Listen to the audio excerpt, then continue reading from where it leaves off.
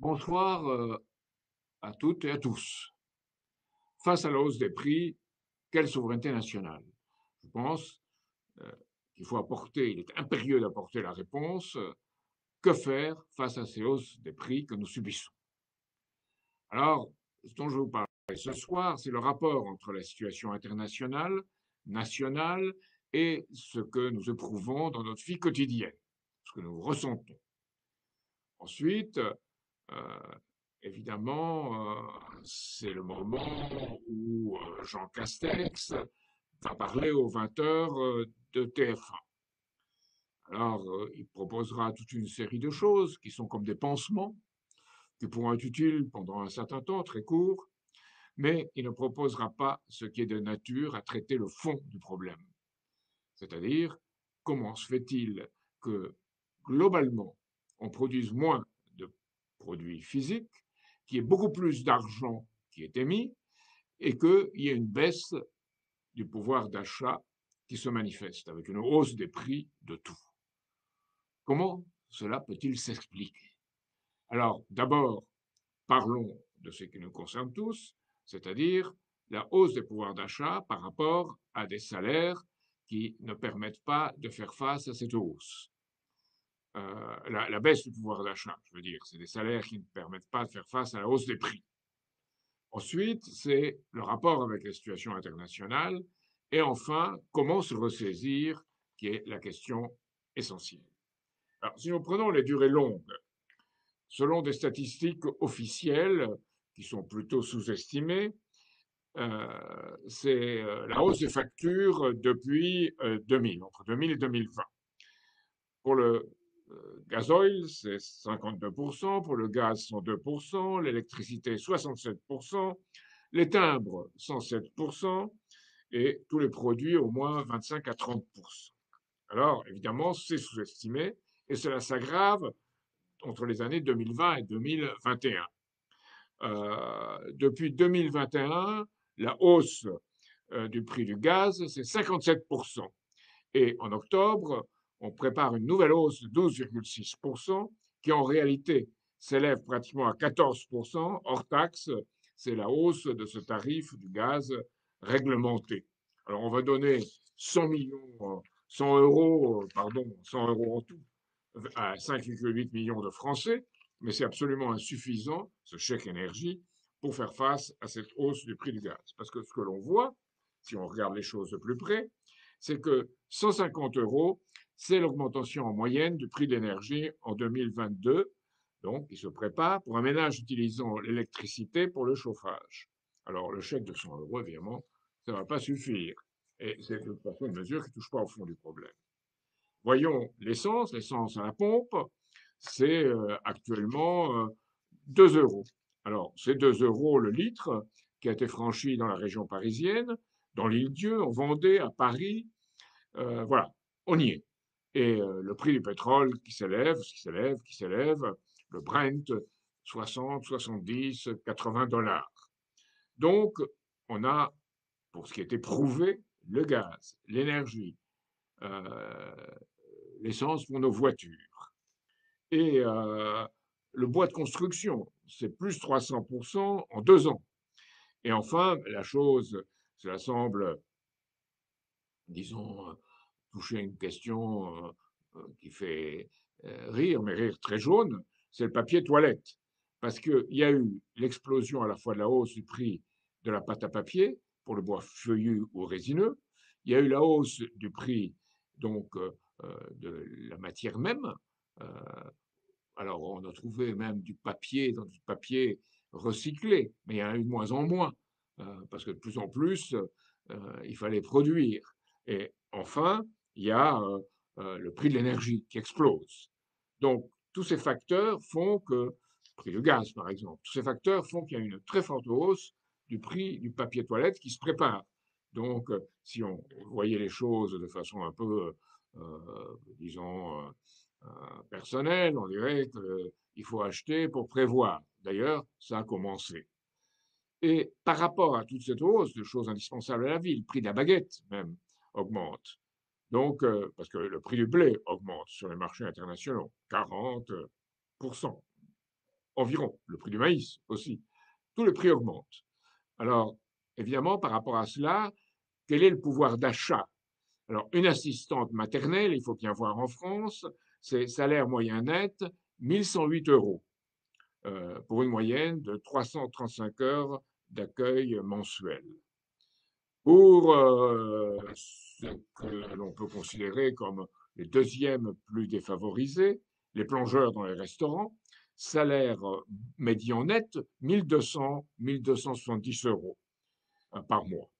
Ensuite, on voit les ouvriers non qualifiés dans le BTP, 1500 euros par mois sur la période 2017-2019. C'est les statistiques officielles. Et une caissière, elle, gagnera 1300 euros net par mois.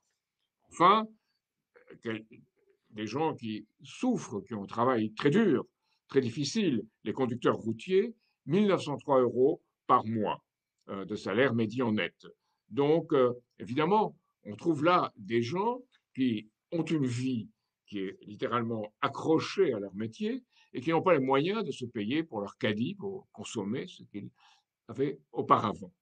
Alors, ce qui fait qu'on a ce paradoxe que dans l'hôtellerie-restauration, par exemple, le secteur a perdu 237 000 employés, sur les statistiques officielles de la DARES, c'est comme ça que ça s'appelle. On a perdu 237 000 employés. Pourquoi? Parce que les gens partent.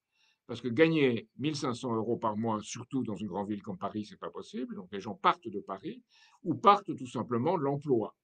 Et ils font face, dans ce secteur, à la robotisation qui va être un problème euh, extrêmement grave et qui va créer encore des pertes d'emplois.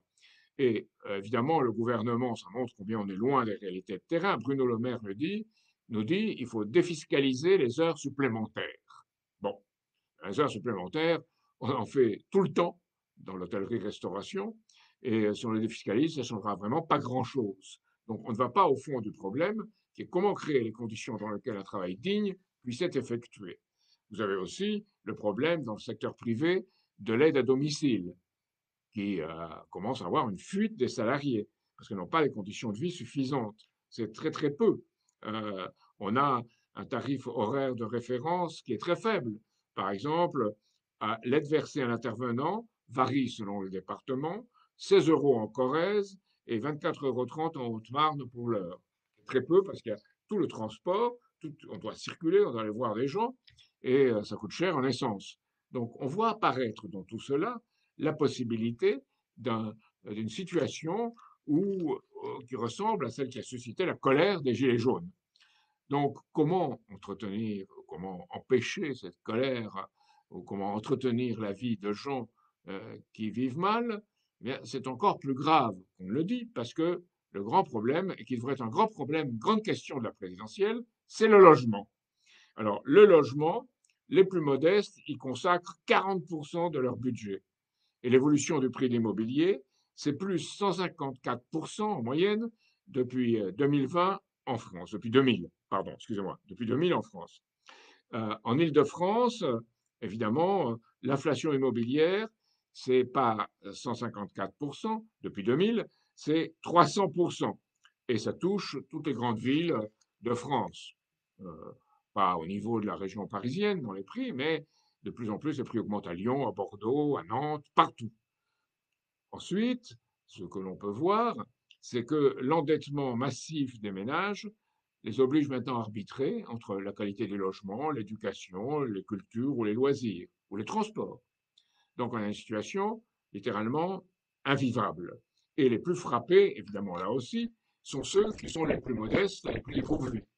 Et la politique du gouvernement vise à maintenir les logements en nombre insuffisant, il y a un choix, on ne construit pas de logements sociaux, et on aboutit évidemment à une hausse de la valeur des logements, et avec des faibles taux d'intérêt pour se payer les logements, les gens veulent acheter, ils s'endettent pour 15, 20, 30, 40 ans même, et on a une société qui est tenue par l'asservissement de la dette, notamment pour acheter de quoi s'abriter.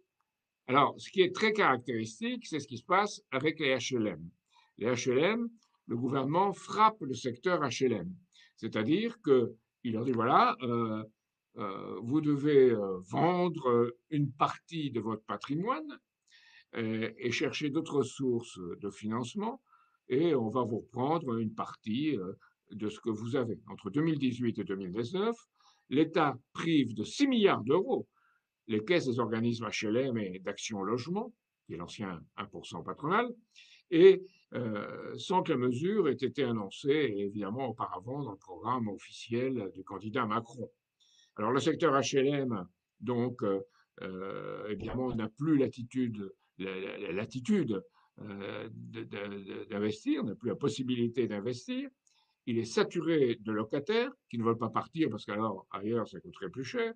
Donc tout le système est bloqué et vous avez en même temps une baisse de la construction de logements sociaux, par exemple, pour les étudiants et les jeunes travailleurs, c'est en baisse de 29% depuis 2016, par rapport à 2016. Donc il y a toutes ces statistiques qui montrent bien euh, cette hausse des prix et cette incapacité pour les salariés d'y faire face, sans voir baisser leur niveau de vie. C'est ce qu'on appelle l'austérité sociale. Alors, évidemment, aujourd'hui, on impose pour les logements des diagnostics énergétiques. C'est pour les propriétaires et pour les propriétaires qui ont peu de revenus. Une question très difficile, c'est une chasse aux passoires thermiques, ce qui est logique, ce qui semblerait bien, mais évidemment, on impose cela aux propriétaires et ce n'est plus basé sur les factures d'énergie, mais sur les caractéristiques même du bâtiment. Donc, il y a environ, on dira entre 700 000 et 1 600 000 logements entre les catégories qu'on appelle F et G, qui ont sont viseurs, et les bâtiments de la classe G, qui est l'inférieur, va être interdit à la location en 2025, et les logements F en 2028. Donc, il y aura encore moins de logements sur le marché, puisque beaucoup de ces propriétaires ne pourront pas faire les travaux, surtout les plus faibles qui ont les logements les moins luxueux. Ceux-là devront payer beaucoup et n'ont pas le moyen de le payer. Donc, on retirera encore des logements du marché du travail, on dit à peu près 250 000 logements. Donc, on a tout ce problème. Si vous voulez regarder le sous-jacent de ce problème, c'est qu'on a en France tout un secteur qu'on a poussé, qui est le secteur où règne d'ailleurs une très grande corruption, qui est le secteur de l'immobilier. Si vous regardez les encours de crédit, c'est-à-dire les crédits que l'on fait, qu'on fait pour ce secteur, habitat particulier 1354 milliards et immobilier d'entreprise 316 milliards. Total 1670 milliards. Alors que les crédits à des entreprises non financières pour l'équipement, c'est 512 milliards. Donc vous voyez bien que le logement devient une sorte de priorité et qu'on maintient les gens qui possèdent des logements comme des privilégiés et qu'on cherche à faire accéder plus de gens au logement pour que le prix augmente en les endettant, c'est l'asservissement par la dette pour obtenir un logement. Évidemment, on donne des taux d'intérêt très bas, 1%, mais 1%, 1,5%, mais on tient de cette façon les gens qui veulent avoir un logement pour simplement vivre. Alors, tout cela, on peut le résumer comme une hausse très forte de la part des dépenses contraintes des ménages en France. Alors, dépenses contraintes, beaucoup de gens se disent, mais qu'est-ce que ça veut dire? C'est les dépenses préengagées, engagées d'avance par les ménages, correspondant à des contrats difficilement négociables et qui font le plus souvent l'objet d'un débit automatique sur nos comptes. Alors, évidemment, les dépenses préengagées, qu'est-ce que ce sera? Ça va être le logement, bien entendu. Ça va être tous les contrats qu'on a pu prendre dans tous les domaines.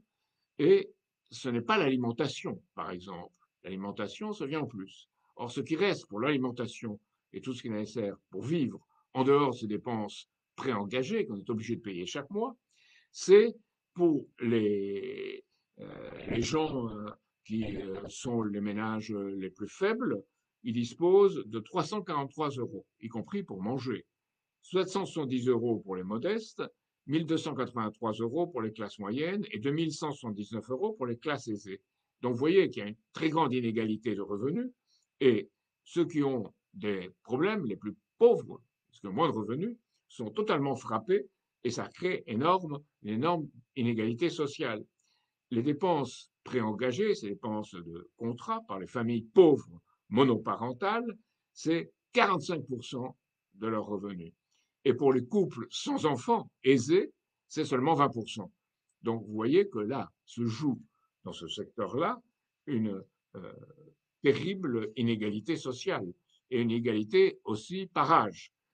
La part des dépenses préengagées des trentenaires, c'est 35%, et pour les 60-74 ans, ça fait beaucoup moins, ça fait 28%.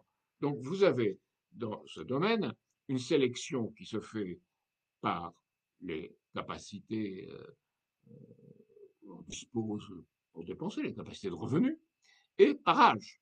Et aussi, si on a des enfants, c'est encore plus difficile. Donc, c'est une politique d'inégalité établie. Donc, vous avez vu ce tableau général. C'est dans ce tableau général qu'on assiste à la question des sous-marins. L'affront qui nous est fait par l'Australie, les États-Unis et la Grande-Bretagne, en rompant, sans le dire auparavant, ce contrat sur les sous-marins, qui nous feront perdre euh, environ 56 milliards à la Naval Group, notre groupe de construction navale. On dirait, mais qu'est-ce que ça a à voir avec le reste?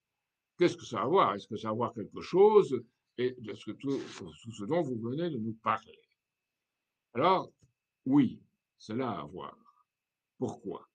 Parce que ces contrats des sous-marins et cette base, cette bataille concernant le matériel militaire, et en particulier les sous-marins, ces sous-marins nucléaires dont l'Australie va se pourvoir, sont des sous-marins nucléaires d'attaque, euh, ceux qui sont fournis par maintenant les Américains et les Anglais, qui pourront aller beaucoup plus loin que les sous-marins que nous proposions nous. Les sous-marins nucléaires peuvent aller jusqu'au détroit de Taïwan, au détroit de Formose, et y rester plusieurs dizaines de jours. Donc c'est bien dans une optique d'affrontement et de conflit. Ce n'est pas seulement une question économique ou stratégique. Alors, qu'est-ce que ça veut dire concrètement?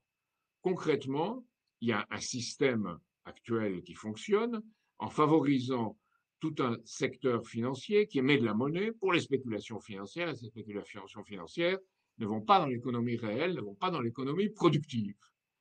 Alors, c'est un système en réalité d'économie de marché, comme on l'appelle, mais sans marché. Pourquoi? Parce qu'il n'y a pas un marché avec une offre et une demande. Il y a des algorithmes qui interviennent à chaque instant dans un marché financier pour faire continuer à monter le prix des actions. Et vous avez vu, on fait continuer à monter aussi le prix des logements. Donc, actions et logements concernent un secteur qui est devenu spéculatif et qui est complètement débranché des besoins réels de la population. Vous savez, le président chinois Xi Jinping, qui a pris des mesures contre cette spéculation, a dit un logement, c'est fait pour vivre, c'est pas fait pour spéculer. Eh bien, chez nous, c'est fait pour spéculer, comme les marchés financiers. Alors, ce qui arrive aujourd'hui, c'est que sachant qu'il y a une crise économique très grave qui est possible, sachant qu'il y a un risque de conflit militaire, le Stratcom américain a dit officiellement, c'est le commandement américain, que on avait classé jusqu'à maintenant un conflit nucléaire parmi l'impossible. Maintenant, on le reclasse comme pouvant arriver dans certaines conditions, par erreur ou par excès de manifestation de puissance, en gros du camp occidental, comme on l'a vu avec les sous-marins nucléaires, dont va se pourvoir l'Australie, certes dans plusieurs années, c'est vrai, mais on crée ce climat, il y a des livres écrits notamment par des gens appartenant au service des renseignements américains qui conçoivent une troisième guerre mondiale entre la Chine et les États-Unis. On pourrait les mentionner, il y a 2 livres qui ont été écrits sur ce conflit, sur lequel on phosphore, comme on dit. Alors, il y a aussi le risque que les marchés financiers soient en crise, parce qu'on ne peut pas tout le temps émettre de la monnaie, de la fausse monnaie. Si je n'aime pas insulter les singes qui sont des animaux sympathiques, c'est la monnaie de singe, mais je n'aime pas dire ce mot. C'est la monnaie de jeu, c'est une monnaie casino. Les marchés financiers sont devenus des casinos. Donc, ça ne peut pas continuer tout le temps. On ne peut pas tout le temps continuer à les alimenter. Alors, ce que cherchent à faire les gens en place, il est certes, il se créera une inflation, parce que si les gens courent après les matières premières pour prendre des produits physiques sûrs, et les Chinois, qui sont plus intelligents que les autres dans ce domaine, Ils dominent la transformation des métaux, les terres rares, la production d'aluminium, les panneaux solaires et même le matériel pour les éoliennes. Ils profitent de notre bêtise et ils ont raison. Donc, parce que si nous sommes bêtes, c'est bien notre problème. Donc, bêtes et que nous avons des projets de société qui ne sont pas des projets inclusifs. Donc, dans cette situation, les prix augmentent partout, puisque on ne produit pas assez et les gens spéculent en achetant et en prenant des positions sur ces marchés pour détenir les choses en cas de crise économique grave ou en cas de conflit militaire. Donc, c'est pour ça qu'on a une hausse sur le marché de ces prix, ce pseudo-marché, parce qu'on peut vraiment des marchés, et que cette question des sous-marins australiens, c'est le reflet de cette situation, comme la hausse des prix que nous subissons, c'est exactement le reflet de cette situation. Parce que si tout le monde cherche à accaparer les matières premières, et si tout le monde va dans les marchés financiers et le logement, eh bien, il ne reste pas de moyens financiers d'alimenter l'économie réelle, l'économie physique. Et c'est, je dirais, un choix délibéré aujourd'hui, qui est le choix d'entretenir contre tout ces actifs financiers et le logement spéculatif. Donc, évidemment, ça produit du chômage. Mais dans un pays comme la France, on a fait délibérément le choix du chômage. Un journaliste, Benoît Colomba, a écrit un livre là-dessus, il a raison. Moi, je le dis depuis longtemps aussi. Il y a euh, le pari qu'on pourra imposer aux gens progressivement, en les anesthésiant, une baisse de leur pouvoir d'achat, de leur salaire. Et on voit que les Gilets jaunes sont révoltés contre cela. Je pense qu'il y aura une révolte contre cela. Mais on pense, en détournant l'opinion de la réalité, que cette révolte ne prendra pas une forme politique rationnelle et juste. Et on essaye de créer chez les gens un état d'enfumage, on crée un état d'enfumage permanent pour tenir les gens qui ne voient pas les vrais problèmes et qui se fixent sur une série de faux problèmes. Pas besoin de faire un dessin sur cela, on ne touche pas à cette question de la nécessité de changer l'orientation financière et de changer le type de pensée dans le système où nous sommes. Donc, comment faire revenir cet argent, l'argent qu'on aimait, le crédit, comment le faire revenir sur la production de biens réels vers les travailleurs qui les produisent et les entrepreneurs qui prennent le risque de le produire, qui ont un intérêt commun, contrairement à ce qu'on souvent beaucoup nous disent. On commence à réaliser qu'il y a des entrepreneurs qui sont attachés à la production dans un pays et les travailleurs qui ont besoin d'améliorer leur niveau de vie et qu'il y a un dénominateur commun, c'est la création, qui s'oppose tout à fait aux spéculations des autres. Alors, évidemment, dans cette situation, euh, comment ils essayent de tenir les choses, au moins provisoirement, c'est en jouant le Père Noël. On n'a jamais vu dans une campagne politique comme cette présidentielle une pré-campagne de tant de candidats Père Noël qui font de fausses promesses. Et vous verrez que Macron sera en janvier président du Conseil européen, il aura 6 mois de présidence, une présidence tournante, il vous fera des tas de promesses, mais qui sont impossibles dans le contexte où il les fait. Et ceux qui font toutes ces promesses aujourd'hui, dans cette candidature présidentielle, c'est impossible dans le contexte où ils les font. Parce qu'on a, je dirais, une chose aujourd'hui, c'est que le monétaire, l'émission de monnaie, n'arrive même plus à développer les spéculations financières. Ça, les bourses commencent à tanguer, disons, à l'époque où je vous parle. Je ne sais pas combien de temps ça durera, mais enfin, on ne peut pas éternellement entretenir des sociétés qui ne produisent pas davantage avec de l'argent qu'on produit en quantité pratiquement illimitée. Ça ne peut pas durer pour une éternité. Et on voit le reflet de cela, qu'on voit une courbe de l'émission de monnaie qui monte comme ça, et une courbe de la vitesse de circulation de la monnaie qui baisse comme ça. Pourquoi il y a cette baisse et cette hausse? Parce qu'on émet de la monnaie pour entretenir un système financier existant qui arrive à bout, et cet argent n'arrive pas à circuler parce qu'il ne va pas chez les gens qui sont prêts à le dépenser. Il ne va pas chez les gens qui ont besoin d'argent. Il va chez les gens qui ont déjà de l'argent.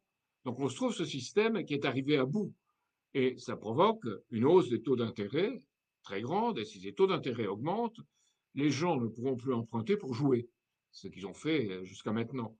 Donc on arrive à la fin de ce système. Et la fin de ce système, certains commencent à le constater en disant qu'on ne peut pas dire que après ce système, on passera à une transition écologique. Parce qu'une transition écologique, qu'est-ce que ça veut dire? Ça veut dire que ça coûtera très cher. Et ça coûtera très cher parce qu'on produira avec moins de densité. Ça sera moins productif. Donc, on va produire en des coûts plus élevés, relativement moins dans la période, et dans la période de transition, il faudra investir encore plus pour se donner les moyens de produire moins. Donc, le principe, qui est le principe de moindre action, produire plus en ayant moins de ressources mobilisées. Là, c'est exactement l'inverse. On produit moins en ayant plus de ressources mobilisées. Donc, cette chose-là ne peut pas marcher. On marche sur la tête. Et certains commencent à réagir. Je lis ici dans le Figaro un texte de quelqu'un qui s'appelle Denis Oliven, qui n'est pas quelqu'un, c'est le groupe Lagardère, hein. C'est un essayiste, il est ce qu'il est, mais il nous dit, on lui demande comment concilier innovation et écologie, et il répond, les écologistes radicaux disent, il ne peut pas y avoir de croissance infinie dans un monde de ressources finies. Et il répond, mais nous avons une ressource infinie, le cerveau humain. Alors ce cerveau humain se manifeste justement par la possibilité d'introduire de nouveaux principes physiques qui permettent de produire plus avec moins d'êtres humains, moins euh, de matière et aussi moins de surface concernée. Donc c'est ça le secret de toute l'évolution de l'espèce humaine dans toute son histoire. C'est pour ça qu'on a augmenté la capacité d'accueil du monde. Avec ce système financier branché sur une transition écologique moins productive, ce qu'on aura, c'est la capacité à accueillir plus d'êtres humains. Et le précepte de tous les grands humanismes, de toutes les grandes religions, dans ce qu'elles sont meilleures, qui est reçoit tout être humain avec un beau visage, ne pourra plus être tenu. Et on aura une guerre nécessairement qui se déclenchera pour des ressources qui sont en diminution. Parce que ce qui est essentiel dans une économie, c'est d'accroître cette capacité d'accueil, c'est-à-dire la capacité de produire suffisamment pour les générations futures. Et ce n'est plus le cas aujourd'hui, où on arrive à bout, sauf dans un pays comme en Chine, mais la Chine est encore branchée sur les marchés mondiaux. Donc à elle seule, elle ne peut pas changer les choses. C'est pour cela qu'il faut changer les choses et accroître à la fois euh, l'investissement dans son orientation vers ce qui est nécessaire aux êtres humains et la productivité du travail qui le rend possible. Et c'est toute notre politique. Alors, on pourrait parler longtemps de ce que ça donne comme conséquence, et nous en reparlerons, mais c'est d'avoir un crédit public national qui oriente avec d'autres pays, en s'entendant avec d'autres pays. On n'est pas derrière une imaginons à faire ce qu'on veut, comme on veut. Non. On fait une politique de crédit public national pour, précisément, ces moyens de production qui permettent d'accroître et les forces productives et les relations de production, c'est-à-dire les salaires de ceux qui participent ou les revenus de ceux qui participent, et en même temps ce que l'on produit pour pouvoir alimenter plus d'êtres humains, pour avoir une vie meilleure dans les générations futures. D'avoir une banque nationale qui permette de le contrôler, une vraie banque nationale, pas une banque de banquiers comme est la Banque centrale européenne, la Réserve fédérale américaine ou la Banque d'Angleterre. Non, une vraie banque qui soit une banque de la nation, une banque qui entretienne ce travail humain de la nation, un travail pour l'homme créateur. Ça veut dire aussi séparer les banques d'affaires, séparer les banques qui spéculent sur les marchés financiers des banques de crédit et de dépôt. Et les banques de crédit et de dépôt jouent un rôle utile, les autres non. Donc il faut les séparer, ce que Hollande avait promis qu'il ferait et qu'il n'a pas fait. Ou il a fait une fausse réforme, c'est encore pire. Et accroître la densité de production. C'est pour ça que nous sommes pour les formes les plus productives d'avenir qu'il faut mettre en place. Donc, ici, je n'ai fait que résumer l'orientation vers laquelle on doit aller, mais je voulais partir de ce qu'on éprouve dans le quotidien pour qu'on voit bien que c'est lié à ce qui se passe dans tout le pays, à ce qui se passe dans le monde et au défaut de notre classe politique qui est incapable de changer de manière de penser. Et c'est le défi, évidemment, que nous nous organisons pour lui jeter en disant si vous ne changez pas, et il ne changera pas, il faut s'organiser pour créer une nouvelle classe politique. Et c'est pour cela que nous nous battons. Alors, le mot politique, évidemment, a ici un sens tout à fait différent de la politique politicienne qui se déroule. C'est des gens qui sont poètes, philosophes, scientifiques, entrepreneurs, qui tous quelque part ont un point commun, qui est de croire à ce que l'être humain peut s'améliorer et peut, s'il se mobilise, accroître sa capacité de créer dans le monde, ce qui nous permet d'être plus et d'avoir des générations futures qui à son tour, nous défient et nous disent de faire mieux. Sans ça, si on a une population qui vieillit, comme c'est le cas actuellement dans le monde, on n'aura pas ce renouvellement. Donc, nous sommes un mouvement qui est un mouvement pour la jeunesse, et moi qui ai aujourd'hui 80 ans, eh bien, je me sens parfois plus jeune que beaucoup de gens qui ont 10, 20, 30, 40 ou même 50, 60 ans comme moi, parce que je fais ce pari sur cet avenir de jeunesse. C'est ce que je voulais vous dire ce soir.